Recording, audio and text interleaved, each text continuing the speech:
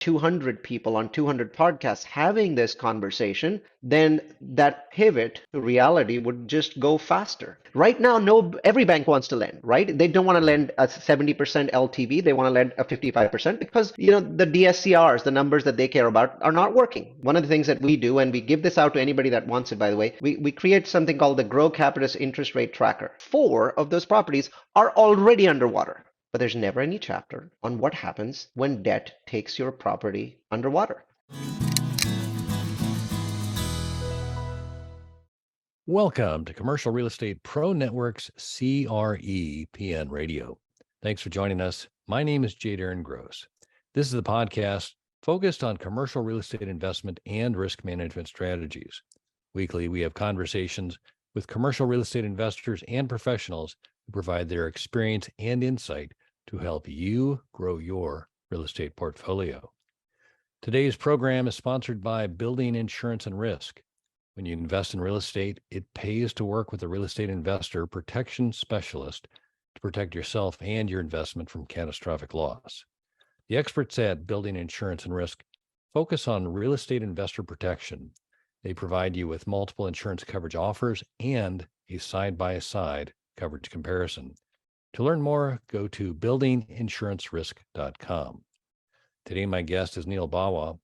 Neal is the founder of Grocapitus, an online multifamily investor education platform. He's also an experienced syndicator, developer, and his attention to the data has earned him the moniker the Mad Scientist of Multifamily. And in just a minute, we're going to speak with Neal about the Feds Gambit with rising interest rates and their impact on commercial real estate. But first, a quick reminder, if you like our show, CREPN Radio, there are a couple things you can do to help us out. You can like, share, and subscribe. And as always, we encourage you to leave a comment. We'd love to hear from our listeners. Also, if you want to see how handsome our guests are, be sure to check out our YouTube channel. You can find us on YouTube at Commercial Real Estate Pro Network. And while you're there, please subscribe. With that, I want to welcome my guest back to CREPN Radio. Neal Bawa, welcome back. It's great to be back, Darren. Interesting times, so interesting conversations. No, that's always a guarantee with you, but definitely the times are changing. Before we jump into the conversation, if you could take just a minute and share with our listeners a little bit about your background. Sure. I'm a data science, a technologist, successful tech career, successful tech exit. I work with about 900, well, a little over 900 fairly nerdy, data-driven investors, a lot of them from Silicon Valley, and I buy and build properties across the US in 10 states and 16 metros. Portfolio is about $1 billion. And we are agnostic to any particular asset class, but the largest portion of the portfolio currently is multifamily, both new construction and value add. Got it. And you said agnostic. Have you, how far have you strayed from the multifamily asset class? In my mind, very far, and sometimes people don't quite get this. So, I've done townhomes for sale. I've done fourplexes for sale. I've done fourplexes for rent. I've done build-to-rent communities, which are very different from a standard multifamily community. I've done other asset classes like industrial, self-storage, student housing, and I'm still missing one or two. All right. Well, I think it's good to kind of test the other stuff there and get a feel for how they play and get to know those different asset classes. That's great. Yes. So I certainly don't suffer from the grass is green on the other side problem. yeah, you're mowing on both sides. I get it. So Neal, it's been a little while since we last spoke. You've been very kind with your time and coming on the program here multiple times. And I think the last time we talked was probably about a year ago. When we were kind of working through COVID, things were still good. There was kind of the sense that the Fed was working to slow inflation, and the expectation was the interest rates were going to be pushed upward, and that the fear was there was going to be a crash. And here we are today, where we are recording this in February of 2023. We're clearly feeling the effects of, or the interest rates have been pushed up. Inflation has not necessarily been, is not under control just yet. The fear of a looming recession is still evident. I mean, there's plenty of evidence of that. I mean, and so I guess my first question to you is, as the landscape sits before us right now, what is your just immediate sense of things, just with respects to the multifamily marketplace? Um, what I would say is that the market is not doing a very good job of adjusting to its new reality.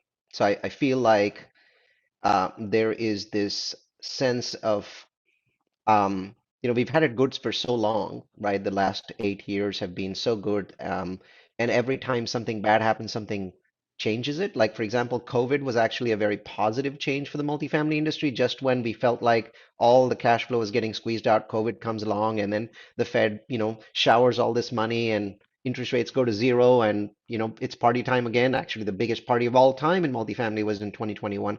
And so something always comes along and bails us out. But I feel like there's no evidence at this point that there is something that is going to bail out the industry, but I still see too much of a party-like atmosphere. I don't see acknowledgement either of the fact that today you can't really buy a value add property with significant cash flow. I mean, 1%, 2%, sure, technically that's cash flow, but I think that if your property is producing 4 or 5% cash flow, you're probably being a little aggressive with your underwriting, because I don't think that that actually exists. And so when you're in a situation where you're buying, you're a cash flow industry, you're a cash flow asset class, and you're cash flowing at 1 or 2% or 3%, and 40% of all buildings purchased in the last 4 years are either just breaking even or bleeding, then this sort of attitudes that I see in podcasts and conferences needs to be adjusted. So my answer to Darren is the industry is in a process of adjustment and not doing a very good job so far. Yeah. No, I've in my own mind, I've kind of thought that it's that transition phase between where we were and the expectations that things are going to go back, or the kind of the reality, of where we really are, and that change in reality. Mhm. And I think the only thing that you know, cures that is time. It takes time for people to realize, the marketplace to realize that what was is not anymore. This is the new reality. And Well, I think what helps is having open discussions, because there's people that are going to listen to this podcast that I think will have a slightly changed point of view. If there were 90 people or 200 people on 200 podcasts having this conversation, then that pivot to reality would just go faster. It takes time, yes, but it takes less time. And I think that that's why having these kinds of conversations is even more critical than the sort of conversations that we've been having on this podcast for the last 2 or 3 or 4 years. yeah, no, and I wonder too, does the conversation and the reality accelerate as the financing that one has in place expires and has to reset? And does that not necessarily, either force a sale or force a refinance, or, kind of that recalibration happens when we've just come out of some very low interest rate terms. Those who were looking to refinance probably locked in at a pretty good rate. They've got some runway to work with. But those that are coming up on an expiring term, or are looking to sell or have to refinance, they're facing a different reality. And I'm wondering if your thoughts on as they go through that transfer, if that doesn't kind of cement for more people that what the new reality is. it's beginning to cement it. The problem is there's no education around what to do, right? So I am yet to see a course, and most syndicators today did not go through a college education course. They didn't go to Utah University's real estate program. They basically went to a weekend course or a 5-day course and then signed up for some kind of mentorship and they became syndicators. That's the standard path, right? So you look at that and you look at the curriculums of all the gurus, and it's good. I mean, the stuff that's being taught there, underwriting, stuff like that, what to look for in a property, excellent stuff. But there's never any chapter on what happens when debt takes your property underwater. Before we continue, let me take 60 seconds to tell you about Multifamily University. Are you ready to take your real estate investing to the next level? Look no further than Multifamily University. Our comprehensive resources, including guest podcast appearances, educational webinars, the Real Estate Trends Toolkit, and the Location Magic course, are all designed to make smart investing easy and accessible. Plus, with no subscriptions, no upsells, you can trust that we're always looking out for your best interests. But don't take our word for it. Check out what our satisfied customer, Carlos M., had to say. Neal's presentation was filled with invaluable information that is not readily available to the average investor. This group takes you to the elite level of investing. Join the ranks of the elite with Multifamily University. Join us at multifamilyu.com and start investing from a place of knowledge today. Not only will you have access to a wealth of knowledge from industry experts, but you'll also be able to stay ahead of the game with our in-depth analysis of market trends and potential recessions or corrections. Invest with confidence and make informed decisions based on data, not gut feel. Don't miss out. Visit us at multifamilyu.com today or click the link in the description below. And now, back to the content. Because that scenario really didn't exist for the last 8 years. So nobody ever wrote a chapter, nobody ever recorded a podcast, nobody ever had a conference session on it. And so the problem isn't that people don't understand the issue. The problem is that there are very simple, straightforward, somewhat painful fixes that people are not aware of because no one has ever provided any kind of education. And now this isn't necessarily true of people speaking at the NMHC conference, because those folks have gone through 2008 and they understand what are the things that they need to do. But the syndication industry, the vast majority of us weren't doing this, including myself, in 2008, 2009, 2010, right? Luckily, in my case, I had a property where I got education, forced education. But I look at what people are doing today and I tell them, look, the problem isn't just what Darren described. So what you described is there's a bunch of properties that basically have to be refinanced, and they refinance, all of a sudden those properties will go from either breaking even or making some money to just losing money, $50,000, $100,000 a month. Yes, that's the case. But let's talk about what is already happening. And that's what I really want to focus on. So if you bought, let's say you're a regular syndicator, you have a regular portfolio, you, like most of us, believe that bridge loans or floating loans are better than, being locked into a loan for 10 years, right? 9 out of 10 syndicators were using some kind of floating debt because they wanted access to, extra money from the bank for rehabbing their property. So you're like us. Well, then in the last 3 years, 2020, 2021, and 2022, and maybe a little bit in 2023, these 3 years, let's say you bought 10 properties. So your average syndicator buys 10 properties, right? I think what's not obvious in the industry is that 3 or possibly 4 of those properties are already underwater because they already had these floating loans, and these floating loans went up, they hit their cap. Some of them didn't have a rate cap, so they're still going up. And the ones that have hit the rate cap's usually been set to like 8% or something like that. And so they're at the rate cap, they're still the rate cap company is helping them with their mortgage payment, but still their portion of mortgage payment means they're still illiquid. Now, then there's the bigger problem. Banks are realizing that your rate cap may be expiring sometime next year. Let's say it's or this year. Maybe it's August this year, or October this year. So guess what more and more banks are doing at this point, Darren? They're calling you and saying, hey, we're seeing that rate cap's going to cost you about $700,000 when you get it, and we require you to get that rate cap in October unless you're selling your property. And even if you're selling your property, even if you have plans to sell your property, look, we can't do anything about this. We want you to start escrowing $50,000 to $70,000 a month for you to buy that rate cap when it comes up in October.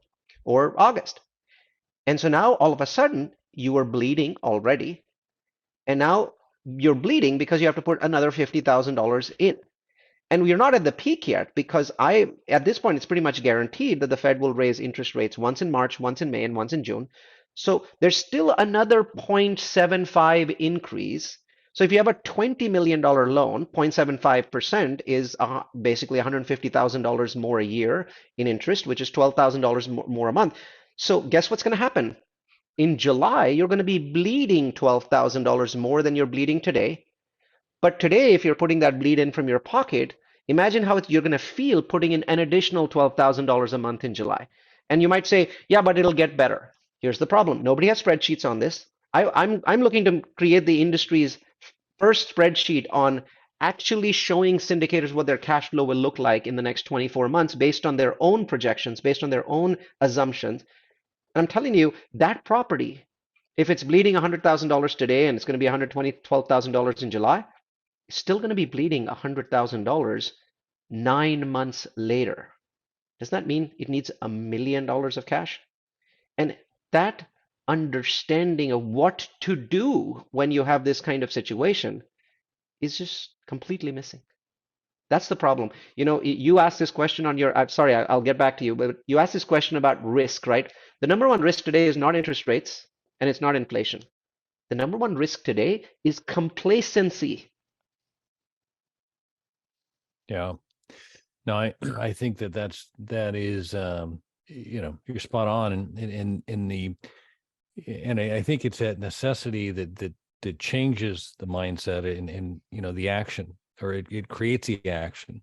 And until you have that, if people keep thinking they're going to hang on, or they're going to be able to, or things are going to change, are they telling their investors that we're expecting this to change here in the third quarter? Or I mean, how are they positioning that? Because eventually there's going to be a change. Either they lose the property, the interest rates do go down and they're able to refinance out of it, or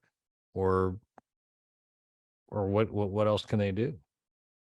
It would be very useful if you're saying those things to investors that interest rates may go down for you to actually project it. So one of the things that we do, and we give this out to anybody that wants it, by the way, we create something called the Grocapitus interest rate tracker, and it tracks all of the usual stuff. So, where's SOFR, where's spreads, where's the overall number, which is SOFR plus the spread, where do we think the inflation is going to be in the next 12 months, where do think the Fed's going to be? And the truth is, whether you're Goldman Sachs or Merrill Lynch, or you're one of the big guys, if you read their stuff, everybody thinks the Fed might cut by 25 basis points or 50 basis points sometime in November or in December. And if you're lucky, it might be 25 basis points in November and 25 basis points in December. How much is that going to help you?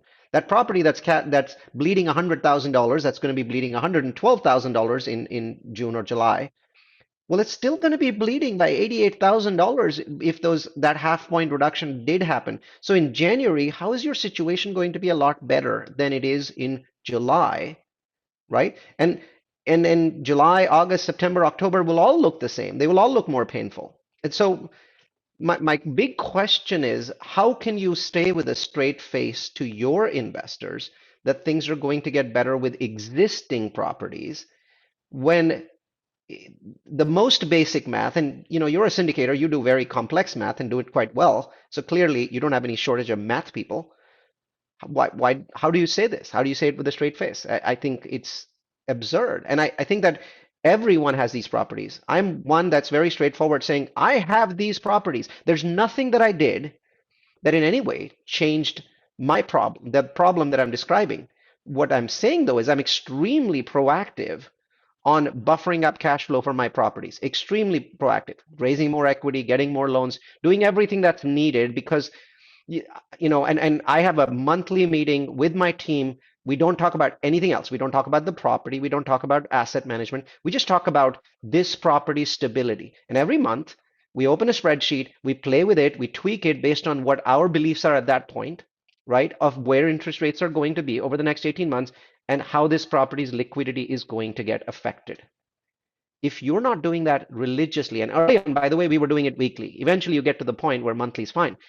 If you're not doing this, It's your job right now, for God's sake, to be doing this with an existing property. And here you are, underwriting 30 new properties every week, making 3 offers a week, and buying a property every 3 months. And that property has the same exact problem. So let me ask you this, because you're the data scientist here. The data that you've been kind of referring to, and a lot of the syndicators that are relatively new to this asset class. I mean, the 2008 crash created an opportunity for a lot of people to get in and get some you know uh, properties that were in distress.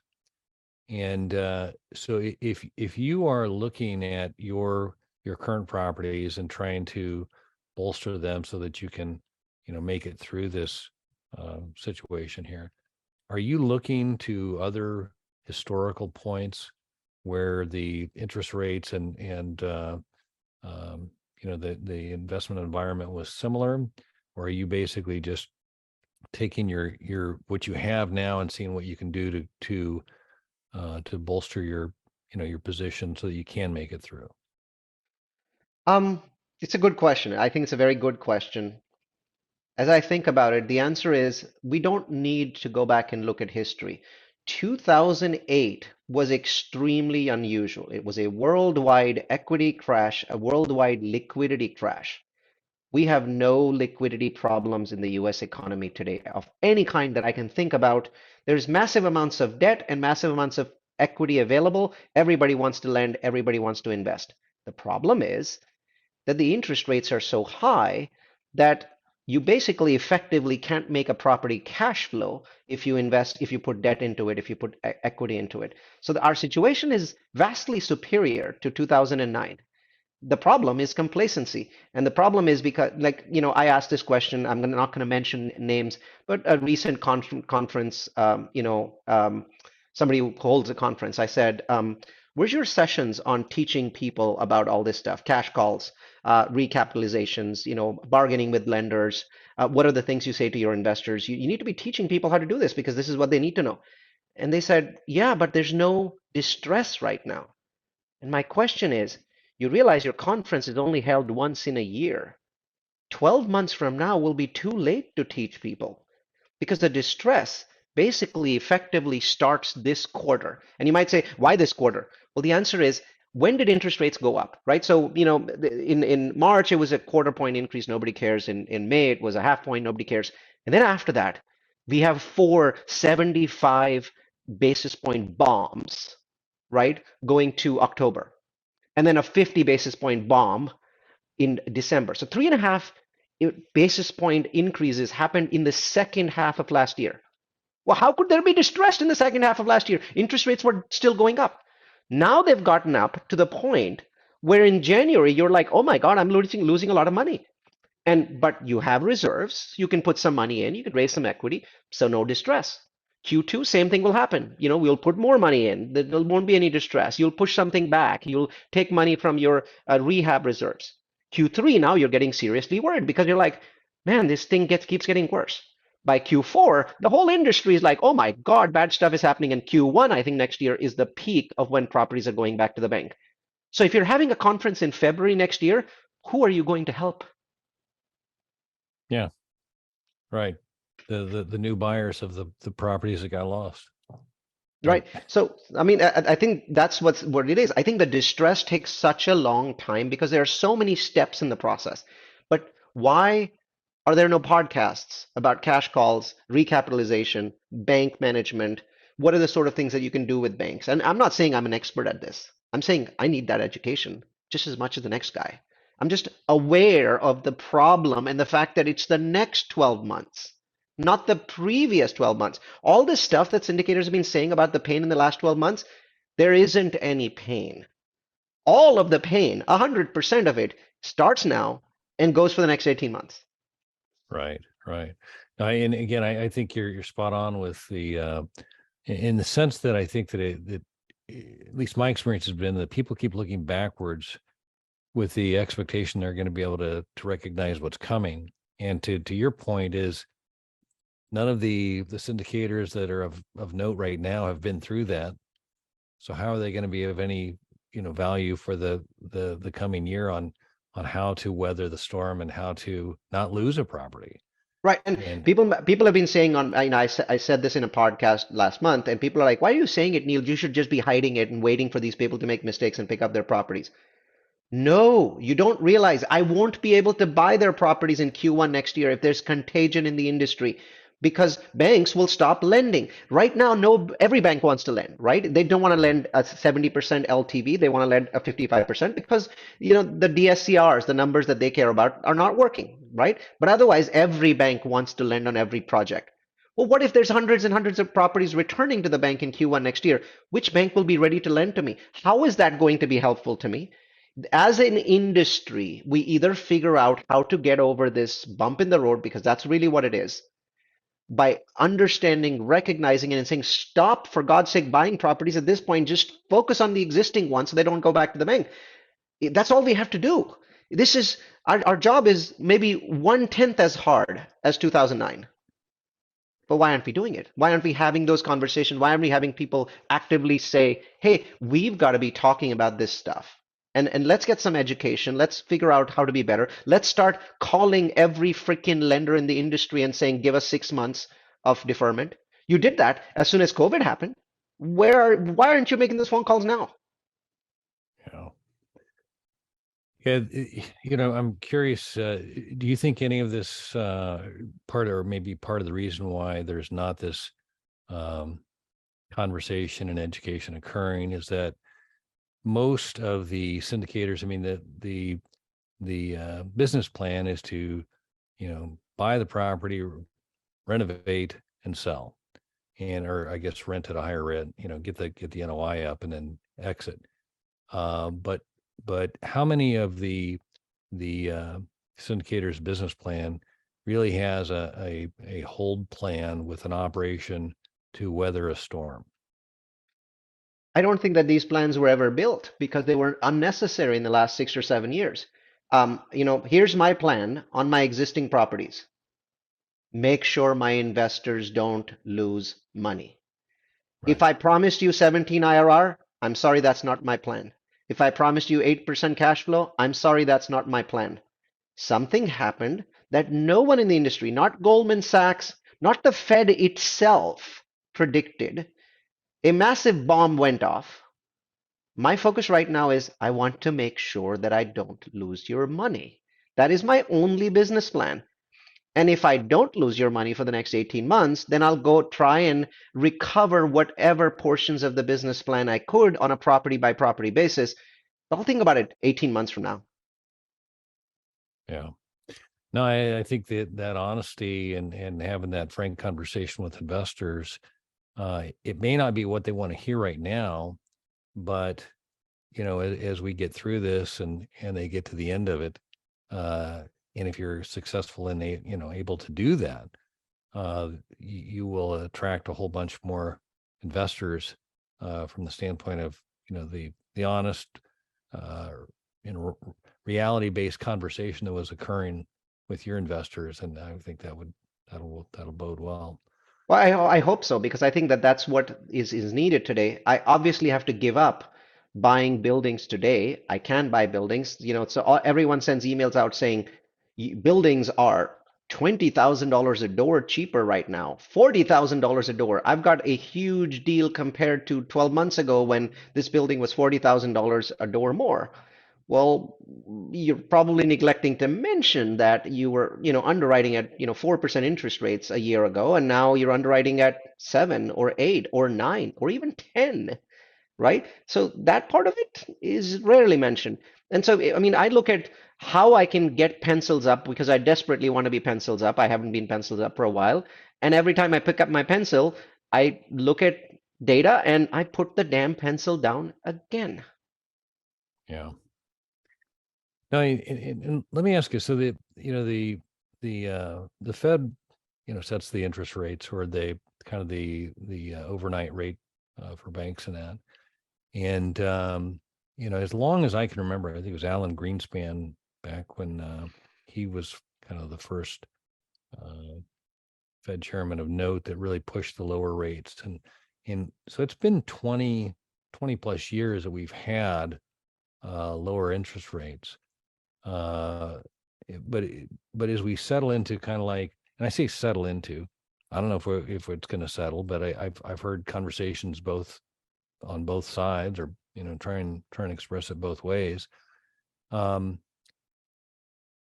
do you think that the if the market plays out like you've suggested here, in that first quarter of 24, properties going back, uh, naturally you would assume that the Fed will then have to do something to kind of goose the market. Do you think that the interest rates would go down because of that, or do you No. think that they'll try and hang on to as much rate as they can? No, I don't think the Fed will do anything at all to help when this occurs, because I want to just explain the size of what will happen. Thousands of properties could go back to the bank in Q4 this year and Q1 next year, Q2 next year, right? Please understand the size of the multifamily industry. The syndication industry itself is a very small portion of the multifamily industry. People have been buying multifamily for generations. There are lots of people that don't even sell them, they hold on to them for decades. Then there's the institutional guys that are buying multifamily with hard loans and 10-year fixed loans, and they're just laughing at the rest of us saying, hey, my property, I've owned it for 10 years, it's got another 10-year fixed loan. So, as a portion of the multifamily industry, the syndication industry is fairly small. And as a portion of the syndication industry, the properties that are actually going to be distressed enough to go back to the bank, that's still very small. And then multifamily itself is a small component of the overall real estate industry. The single family industry is larger. And then the real estate industry is only a small component of the economy. In 2008, it wasn't a real estate crash. All liquidity dried up in every single part of the economy. So compared to what happened in 2008, what could happen and may not happen, right? I could be wrong, and there may not be that distress next year. But let's say that there is distress. We're looking at dollar numbers that are maybe 1% of what the Fed had to deal with in 2008. Why would they change track? I mean, bad stuff happens in the economy all the time. The Fed didn't change track when Twitter laid off, 7,000 people, or when Facebook laid off 11,000 people. The Fed actually pointed out to people that unemployment in the tech sector has risen in the last 4 months, even though big companies are laying off people. The small ones are hiring them because they didn't have access to those people before. So, point is, the Fed doesn't really react to things the way that the market would like them to react. They look at the economy as an overall picture. And within that, if there's a sector that's distressed, they're not going to jump in to help that sector easily. Yeah. Now, it's interesting as you kind of lay that out, just thinking back about the '08, and how big that was. I mean, it wasn't just, commercial real estate, but, all of Everything. yeah, The yeah, entire yeah, economy was in severe distress because of a complete lack of trust, complete lack of liquidity. We don't see anything like that today. They just, I don't see a scenario in which there's a Fed chairman that's going to vote to start dropping interest rates to help 1,000 multifamily properties in a country that has millions of them. right, right. Do you think this could potentially, reduce the numbers of syndicators, just based on, the sexy investment of real estate not performing as well, based There's a on hundred percent chance that yeah, there's going to be less syndicators 18 months from now than there are today. There's a 100% chance. The problem is these people don't know how to speak to their investors. So there's still people doing sessions where they don't talk about this stuff. And I'm guilty of that too myself, right? But I'm planning over the next 3 months. I feel like I've done enough to make sure that my properties are not going back to the bank. But I feel like I need to do more sessions with my investors and just have these straight talks, like straight conversations with them about what's happening in the marketplace and how it's affecting them. I think this stuff is important. And I really don't feel I lose investors that way. They may not give me money for a property 3 months or 6 months from now, but I think that there's appreciation that I'm right now pencils down. I'm not looking to buy properties. I'm not looking to, I have staff on payroll that I'm paying from my own pocket because I'm not buying new properties. I'm just focused on their money because they gave me that money. So I think that if unless that happens in the syndication industry, I predict that there's going to be a lot less syndicators. I mean, you already see brokers in the US, single family brokers have dropped by about 30% in just the last 6 months. The bottom dwellers just couldn't take the fact that homes were not selling, and they went and did something else, right? The job market's good. They got other jobs. I think we lose, I'm speculating, maybe 20 to 40% of the entire syndication industry in the next 18 months. Yeah. Now, and I again, that this isn't blood on the streets, right? There's at no point have anything that I said represents blood on the street. It just represents distress for individual properties. right, right. No, just yeah, a deal by deal challenge as opposed to a systemic, uh, I don't bottom see a falling out. systemic problem. I Yeah. do see that if thousands of properties do go back to the bank, 2024, 2023, maybe, or next year, 2024, maybe a difficult year, especially early on in the year, to get lending. Where the banks are, if they're worried about properties on their books coming back into them, it's harder for them to lend at that point of time because they have to deal with those properties. So they slow down. Right. No, I'm just sitting there thinking as you're talking about the the lending environment and just kind of this education that you're working at with your investors. Um, it would seem that part of that education would be kind of just more about the cycle, the market cycle itself and where the opportunities, you know, potentially will come from or when they will come. And, if you are able to weather the storm and investors are wanting to get back in or have additional capital they want to put to use, uh, that would be kind of the point for them to jump in or for you to go forward. But I'm kind of curious too on just the psychology with the investors. If they're the aversion to loss, the fear of losing is so strong, and if they're in the mindset of, or if let's put it this way, your investors the hope is that you're like you said you're able to not lose their investment. So let's say you're successful in that and you have a good conversation with them and they feel educated and they feel taken care of by Neal. And as the cycle presents itself, there's all these other additional properties that are turned back to the bank. Do you think you'll I mean, I would assume you'll be in a better position to raise capital from those people and or anybody else.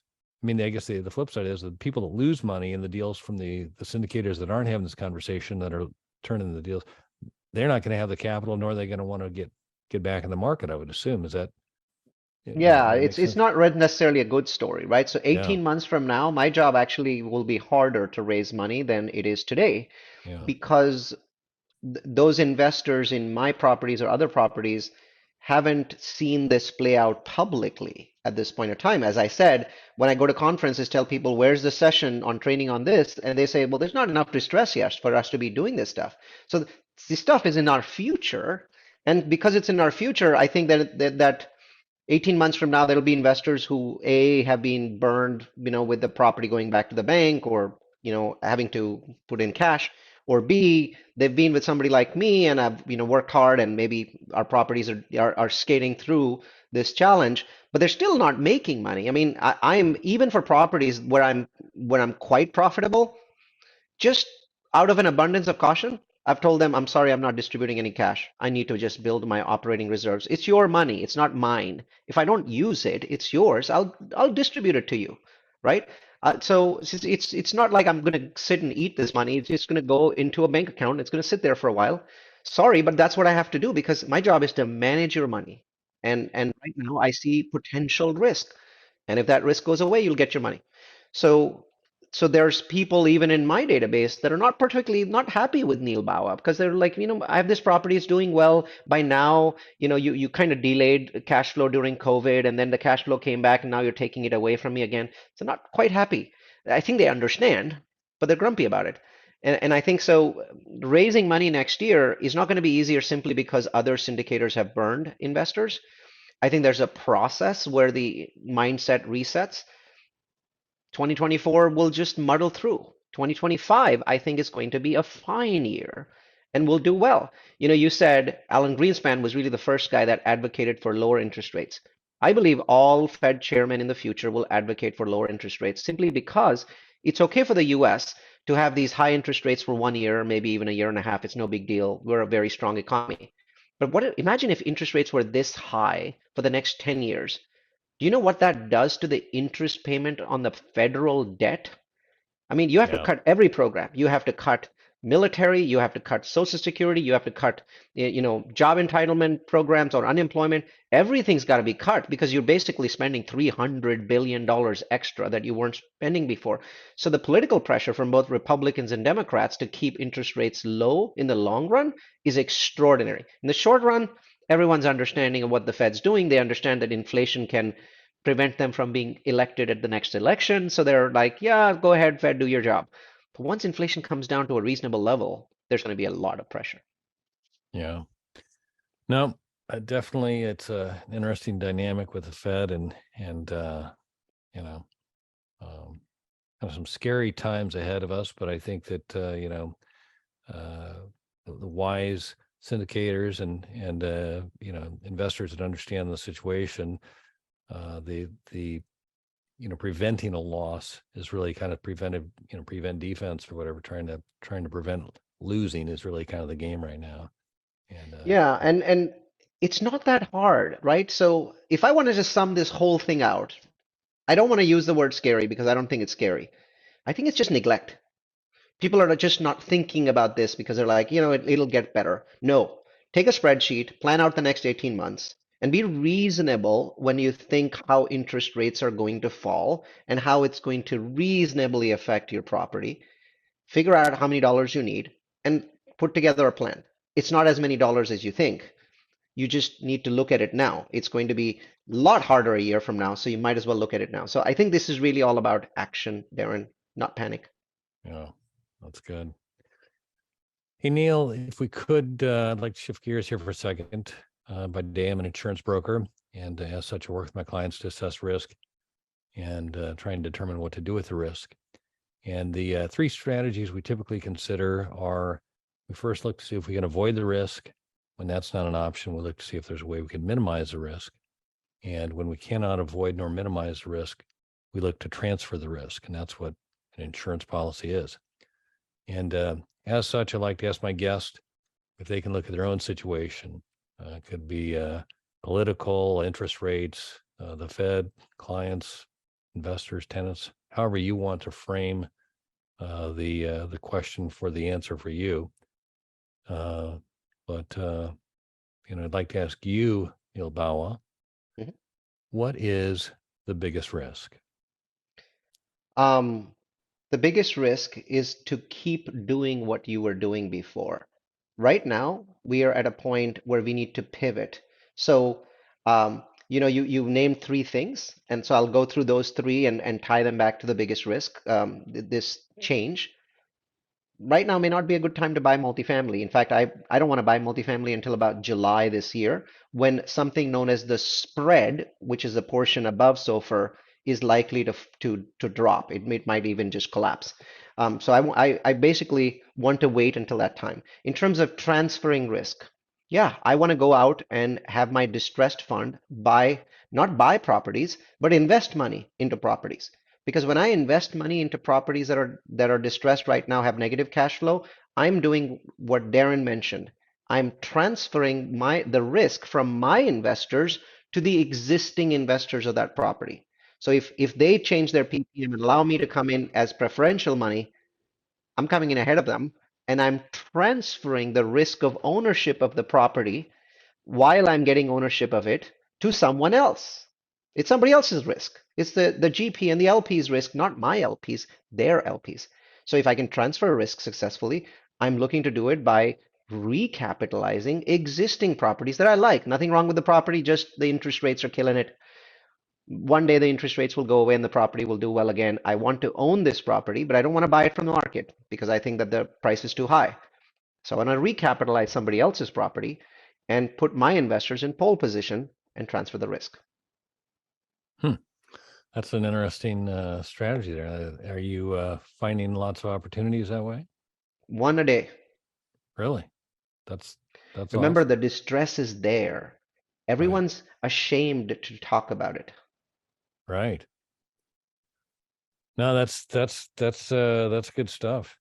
Uh, and you're able to, with your investors, come in and establish a position and put some capital in and Looking to do so. As I said in my commentary, that the peak of the distress starts in Q3 this year. So right now is time for conversations, understanding those properties, seeing, what they're doing. We're encouraging them to do cash calls first before they recapitalize. Cash calls, if they can get by with cash calls, good for them. I mean, that's the easiest way. That's what they should be doing. So we're providing education at this point of time, but there may be properties where the cash calls are not successful and they come back to us, they've checked off that box, and then their investors are ready for a, change in their position in the equity stack after an unsuccessful cash call. So it's a process. I haven't done any yet. I've got 24 properties that I've looked at. I think I like four, and I'm monitoring those four to see what happens in the coming months. And I'm also having conversations with my investors. This, I shouldn't be recapping any property at this point, but 6 months from now is different. well, an interesting conversation for later to hear how you're doing that. So that's good. Sure. There's more opportunity at a time of distress, not less. Yeah, no, absolutely. It's the old Warren Buffett there. You get a chance to see who's swimming with shorts on kind of thing. So I like it. Hey, Neal, where can listeners go if they'd like to learn more or connect with you? Two different ways. One, I'm the only Neal Bawa on the World Wide Web, so you can just type in Neal space Bawa and hit enter on Google, and you'll find my content and connections to me. The other one, which is more formal, we have about 75,000 people that are current subscribers of Multifamily University. The web URL is multifamily followed by U, the letter U, so multifamilyu.com. We do webinars each month on these kinds of thorny topics that no one else wants to touch. We do about 20 of them a year. We just did one. We had 2,600 people register, about 1,200 watched it live. So those kinds of events, I don't have a podcast, so you can't listen to one, but I have been on over 200 podcasts. So you can go to podchaser.com and search for my name, and you'll find a couple hundred of them. Awesome. Well, Neal Bawa, I cannot say thanks enough for taking the time to talk. I always enjoy it, learn a lot, and look forward to doing it again soon. Awesome. Thanks for having me back, Darren. All right. For our listeners, if you like this episode, don't forget to like, share, and subscribe. Remember, the more you know, the more you grow. That's all we've got this week. Until next time, thanks for listening to Commercial Real Estate Pro Network's CREPN Radio.